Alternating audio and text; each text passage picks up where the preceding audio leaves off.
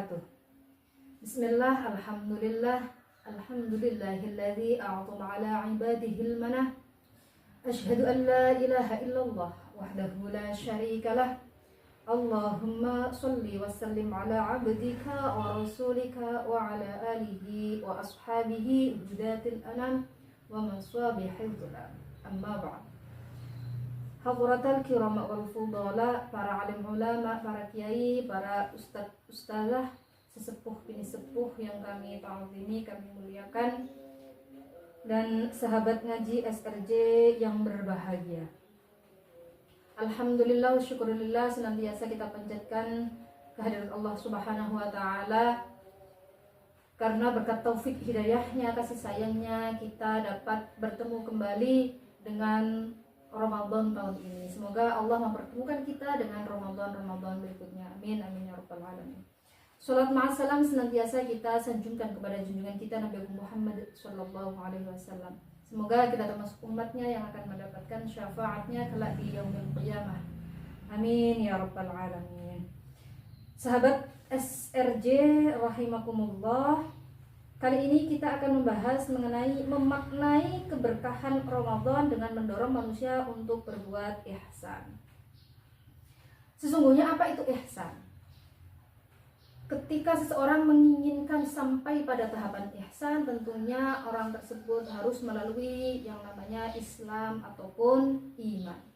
Di dalam hadis Nabi Muhammad SAW dalam kitab Arba'in An-Nawawiyah, hadis kedua diterangkan, di situ ada apa itu Islam, apa itu iman, dan apa itu ihsan.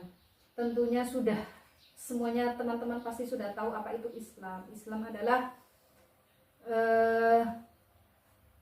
bersyahadat atau bersaksi kepada Allah Subhanahu wa taala bahwa tiada Tuhan selain Allah dan Muhammad adalah utusan Allah, kemudian mendirikan salat, menunaikan zakat, kemudian melaksanakan puasa Ramadan, dan kemudian haji bagi yang mampu. Itu bagian dari Islam. Jika orang Islam berarti harus melaksanakan 5 hal tersebut. Kemudian diterangkan pula apa itu iman. Di dalam kitab tersebut, hadis tersebut diterangkan bahwa iman adalah meyakini bahwa Allah adalah Tuhan kita, kemudian meyakini adanya malaikat-malaikat, kemudian meyakini adanya kitab-kitab Allah, meyakini rasul-rasul Allah, meyakini hari akhir, dan yang terakhir adalah meyakini adanya qada dan qadar, baik dan buruknya. Kemudian kita bahas yang ini pada kesempatan pagi pada kali ini, yaitu tentang ihsan. Apa itu ihsan? Diterangkan pula, ihsan adalah engkau beribadah kepada Allah seolah-olah engkau melihatnya. Jika engkau tidak melihatnya, maka Dia melihat engkau. Harapannya ketika orang sudah Islam, kemudian sudah beriman, maka sampai ibadah kita adalah ibadah tingkatan orang yang ihsan. Kita menjadi orang yang muhsin. Orang ihsan atau muhsin itu seperti apa? Ketika beribadah, kita seolah-olah hati kita, batin kita melihat Allah, sehingga kita dapat beribadah dengan khusyuk. Ketika hati kita belum mampu sampai di tahap itu, maka kita yakin bahwa setiap yang kita lakukan, ibadah kita, kerja kita, Allah pasti melihatnya. Kemudian ihsan ini juga untuk bisa sampai kepada ihsan yang sesungguhnya, kita bagi 2 makna ya. Ada yang namanya ihsan secara vertikal, yaitu dalam bahasa agama disebut dengan hablum minallah. Hubungan hamba dengan Tuhannya.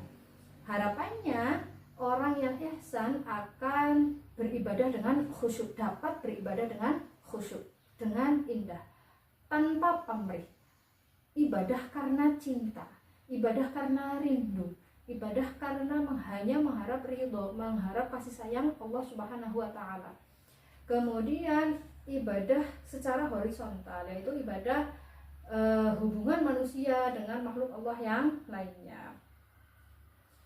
Harapannya dengan memahami ihsan, kita juga mendapatkan hati yang selamat atau disebut dengan qulbun salim, hati yang bersih, hati yang sehat, jauh dari sakit hati atau penyakit hati, jauh dari penyakit sombong, penyakit ujub, penyakit iri, dengki, riya. Semua itu jauh dari hal-hal tersebut, sehingga bahkan dalam doa kita selalu berdoa wala taj'al fi qulubina ghillan. Ya Allah, jangan jadikan hati kami hati yang sakit. Semoga Allah meridhoi apa yang telah kita lakukan. Selanjutnya harapan kami setelah kita belajar tentang apa itu ihsan, semoga kita termasuk hamba Allah yang muhsin, yang dapat beribadah dengan khusyuk, dapat berbagi kebaikan dengan sesama manusia, dengan sesama makhluk Allah yang lain dengan baik, dengan indah, tanpa ada rasa sakit hati atau menyakiti. Sekiranya cukup dari saya, mohon maaf yang sebesar-besarnya. Wabillahi taufiq wal hidayah. Wassalamualaikum warahmatullahi wabarakatuh.